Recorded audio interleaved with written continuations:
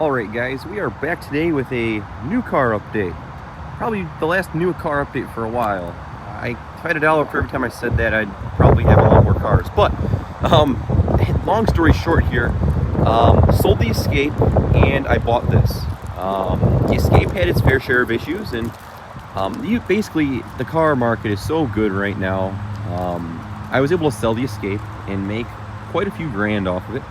Nothing crazy, but I definitely got my money and use out of that car. And like I said, the market was so good right now.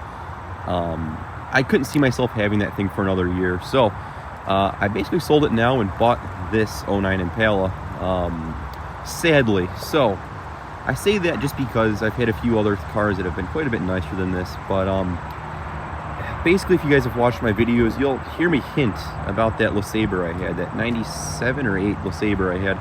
Great car. It was a great commuter car, great highway car, just a great car you could hit shopping carts with and not really care. Okay, so something like that is what I really had been wanting ever since I sold that. It was just such a fun time, and basically this is kind of a good replacement for something like that. Obviously a lot newer replacement, and it's windy today, so I'm trying to block that out as well. So I didn't really want a gold on gold Impala, but just considering, like I said, the car market is so hot right now, and these Impalas, surprisingly in Michigan, they're going from 5 to 10 grand in this generation all day here.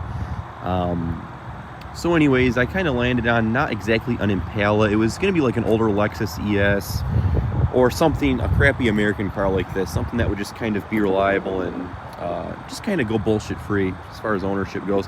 And so anyways, this thing ended up popping up, and basically I bought it. This is a '09 Impala LS with about 59,000 miles on it now. It had like 54 and some change when I bought it, but like I said, put some miles on it, and it's just been a good daily driver.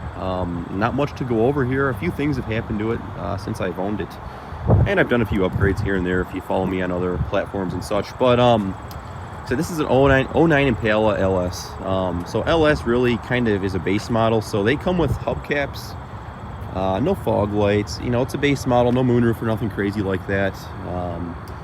So the day I bought this car, I ended up rear-ending somebody. It totally wasn't my fault. It's, you know, I can go on and on about it, but basically the two cars in front of me ended up rear-ending each other, and I was the third car to rear-end the car in front of me. Some crazy person cut a bunch of people off. We were all looking at the guy cutting people off, and by the time we looked up, we were rear-ended people, and the guy hit and ran. So long story short, it's just currents of events happened on this, and just obviously in tradition, you wreck your '09 Impala on the first day of ownership. I don't think that's the worst thing to ever happen to somebody in an Impala. So but basically what had happened was the hood got pushed in and the bumper got all cracked up and the grills got kind of messed up. And so I didn't really want to claim it because the deductible was cheaper, or was more expensive than actually just replacing the parts. So I just figured that was the easiest way to go, and I had to do it. I literally just bought the car, so I was damned. And so basically the total was about $600 to rebuild this thing. You probably saw some pictures of it. The car needed a new hood latch, absorber, and I think that's it. But again, those parts were so damn cheap.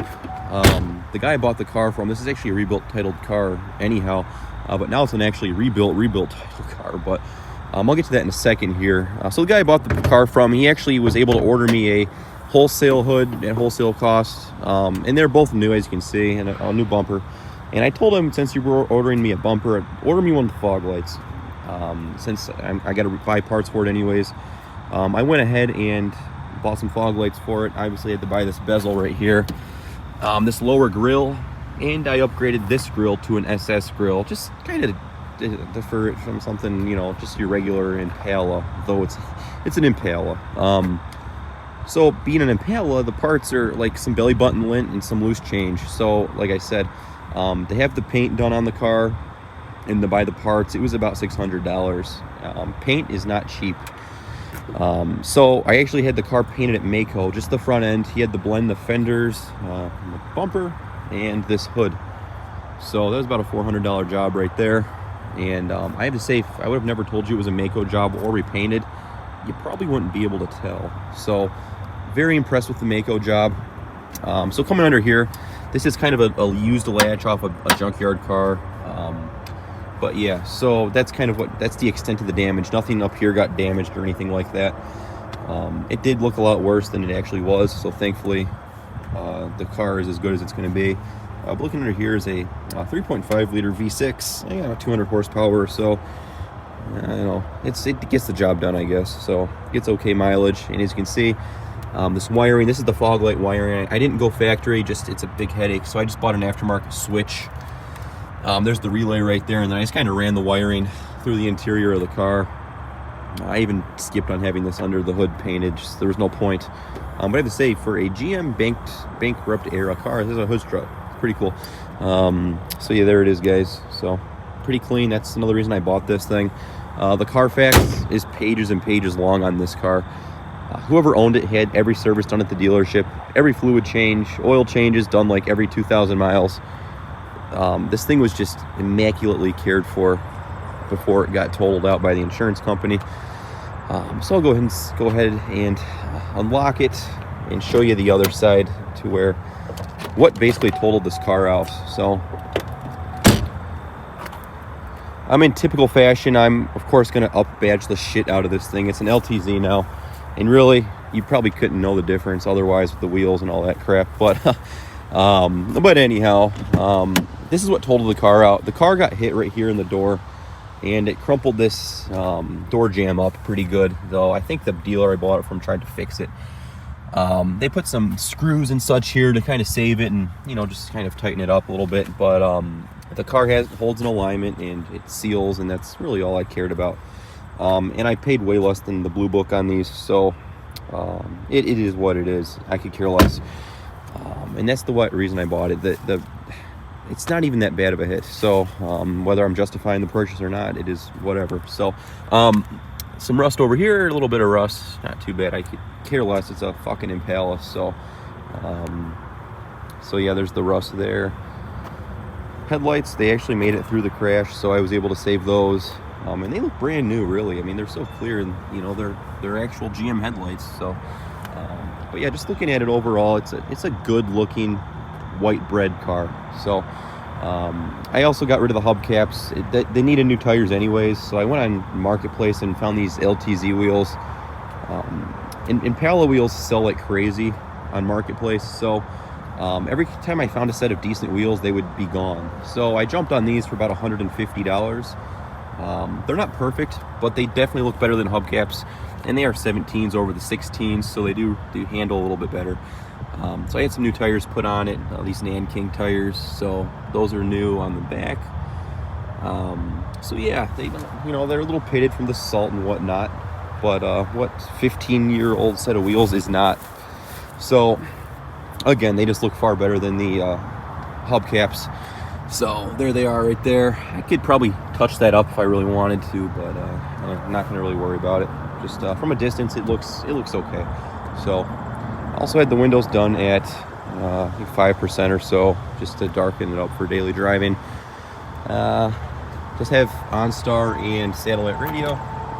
And really, it's not a whole lot different from an LTZ. I think an LTZ gives you a sunroof, a better speaker system, and some leather seats, and a floor-mounted shifter if you really wanted. So it's just crazy. So these LSs were quite well equipped for what you got. You got traction control and all that stuff. As you can see, there's the aftermarket fog light button I put in right there. I'd say it did turn out pretty clean, and I just did not want to go through the firewall, so I just ran them through the door there. So anyone looking at one of these I don't think is going to care much one way or another. So one of the wheels has a dead sensor. I cut a piece of tape out and put it over the cluster right down there. It's not worth $100 to me. So there's the mileage, 59,000. It's been a good car, put 5K on it so far, and it is what it is. It's just an A to B car. So this thing came from the factory with some wood trim throughout. I'm sure you all know what I'm talking about. Just the horrible wood trim. So I was able to get some of this aluminum faux trim from the junkyard for like $5 and put it on in here. just looks a lot better. So yeah, so we get cruise control and all that stuff. Just start right up, a little rev. Another thing I really bought, it was another like key factor, was that it had tan interior. It's just immaculately clean. Even on the auction website that I saw the car that was on, the car looked like this when it got traded in. It was just so clean. So that's another thing. A clean car of anything really is a big plus for me. So very clean. And it's, like I say, it's a comfortable car, and it's got the column shifter, as you can see.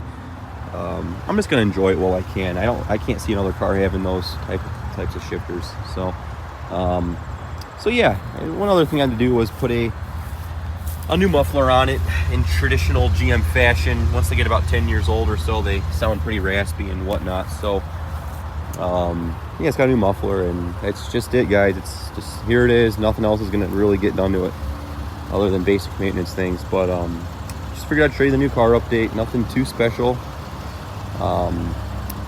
Actually nothing too special at all. So but I have to say, it did turn out pretty good, all things considering. So guys, hope you enjoyed this video. Thanks for watching. We'll talk to y'all later.